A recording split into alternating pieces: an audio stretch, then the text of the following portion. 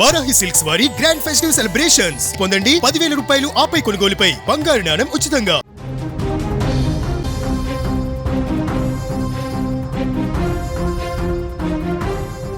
ఒకరినొకరు ప్రేమించుకున్నారు, నువ్వు లేక నేను ఉండలేనంటూ డ్యూయెట్లు పాడుకున్నారు.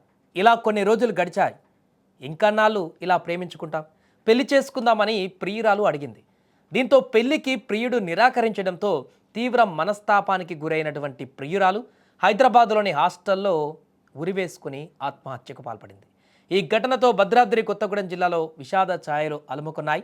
భద్రాద్రి కొత్తగూడెం జిల్లా అశ్వాపురం మండలం ఎస్సీ కాలనీకి చెందినటువంటి కనక సరస్వతి అనే యువతి, అదే గ్రామానికి చెందిన నందకిషోర్ అనేటువంటి యువకుడు గత కొంతకాలంగా వీరిద్దరు ప్రేమించుకుంటున్నారు. అంత బాగానే ఉంది. కొంతకాలంగా ఇద్దరి మధ్య సంబంధాలు కూడా మంచిగానే ఉన్నాయి.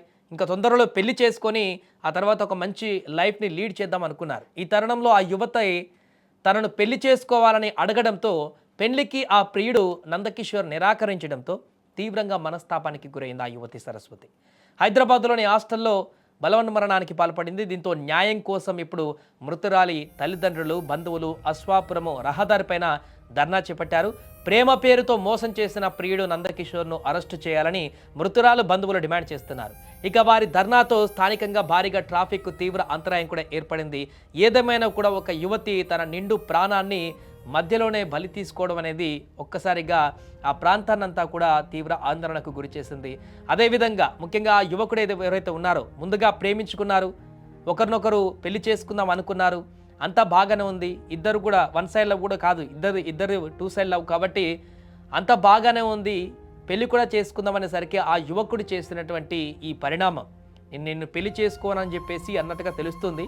ఈ కారణంగా నా యువతి తనను మోసం చేశాడు, ఇక ఇన్ని రోజులు తనను పెళ్లి చేసుకుంటానని చెప్పేసి నమ్మించి నాతో పాటు బయటికి తిరగడమో లేకుంటే కలిసి మాట్లాడుకోవడమో ఎన్నో రకాల కార్యక్రమాల్లో భాగస్వామ్యం అయినటువంటి వారందరూ కూడా, వాళ్ళ ఫ్రెండ్స్ అందరికి కూడా వీరిద్దరు లవర్స్, రేపొద్దున పెళ్లి చేసుకొని కాపురం చేసుకొని మంచిగా అద్భుతంగా ఒక కుటుంబాన్ని లీడ్ చేస్తామని చెప్పేసి అంతా తెలిసినటువంటి నేపథ్యంలో ఇప్పుడు సడన్గా పెళ్లి చేసుకుందామనే లోపు ఆ యువతికి మొహం చాటేయడంతో తీవ్ర మనస్తాపానికి గురైంది.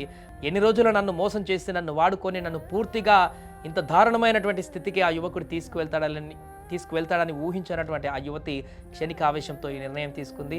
పూర్తిగా ఈ నిర్ణయంతో ఇప్పుడు ఆమెతో పాటుగా వారి కుటుంబం కూడా రోడ్డున పడ్డటువంటి పరిస్థితి నెలకొంది. విజువల్స్లో మనకు కనిపిస్తున్నాయి. ఆ కుటుంబంతో పాటు ఆ బంధువులందరూ, వారి స్థానికులందరూ కూడా రోడ్డు మీదకి వచ్చి ధర్నా చేపడుతున్నారు. ఒక యువతి నిండు ప్రాణాన్ని బలి తీసినటువంటి ఆ యువకుడిని పూర్తిగా శిక్షించాల్సిందే, అతనికి కఠినమైనటువంటి శిక్షలు పడాల్సిందే. మా బిడ్డని, మా ఇంటి బిడ్డని ఈ రకంగా ఈరోజు మాకు లేకుండా తన ప్రాణాన్ని కోల్పోయే విధంగా ప్రవర్తించినటువంటి ఆ వ్యక్తి, తనను మోసం చేసి ఇంత దారుణమైనటువంటి పరిస్థితికి తీసుకొచ్చినటువంటి ఆ వ్యక్తిని కఠినంగా శిక్షించాలంటూ కూడా వారు డిమాండ్ చేస్తున్నారు. దీంతో పోలీసులు కూడా అక్కడికి వెళ్లారు, రంగప్రవేశం చేశారు. వారిని శాంతింపజేసి వారిపైన ఖచ్చితంగా ఎవరైతే కేసు దర్యాప్తు కొనసాగుతుంది, దర్యాప్తులో అన్ని విషయాలు బయటకు వస్తాయి, ఖచ్చితంగా అతను తప్పుంటే అతన్ని ఖచ్చితంగా చట్టపరంగా శిక్షలు తీసుకునేటువంటి విధంగా ముందుకు తీసుకువెళ్తామని పోలీసులు చెప్పడంతో వారు కొంత శాంతించినట్టు కనపడుతుంది. ఏదేమైనా కూడా హాస్టల్లో చదువుకుంటూ మంచి చదువులు చదివి ఉద్యోగం చేసి కుటుంబానికి పెద్ద దిక్కుగా మారుతుందనుకున్నటువంటి ఆ యువతి ఈరోజు వెగత జీవగా పడి ఉండడాన్ని చూసైతే వారు భూరణ విలపిస్తున్నారు.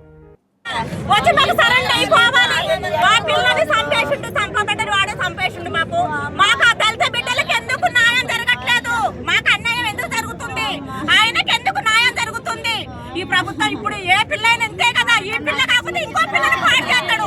మాకు సరెంట్ అయిపోవాలి. దయచేసి కొనే వాళ్ళకి మేము ఒకటే కోరుకుంటున్నాము, మా దళిత బిడ్డకి అన్యాయం జరిగింది సార్, మాకు వాడిని లొంగిపోమ్మని చెప్పండి. ఉన్న కాళ్ళు ఆ పిల్లని వేసుకొని ఈ తీరుగాక తల్లిదండ్రులు రోడ్డు మీద ఎవరైనా ఉన్నారా? వీళ్ళకే జరిగిందా నా అన్యాయం? మొత్తం అన్యాయం చేసి న్యాయం వాడి వైపే ఉంది, అన్యాయం వైపు వీళ్ళ వైపే ఉంది. 22 సంవత్సరాల పిల్లని సంపబడి మా మహిళ ఇప్పుడు ఒక పిల్ల, ఒక చదువుకున్న విద్యార్థి డ్యూటీ చేసుకొని మంచిగున్న విద్యార్థిని చంపేస్తుంది సార్.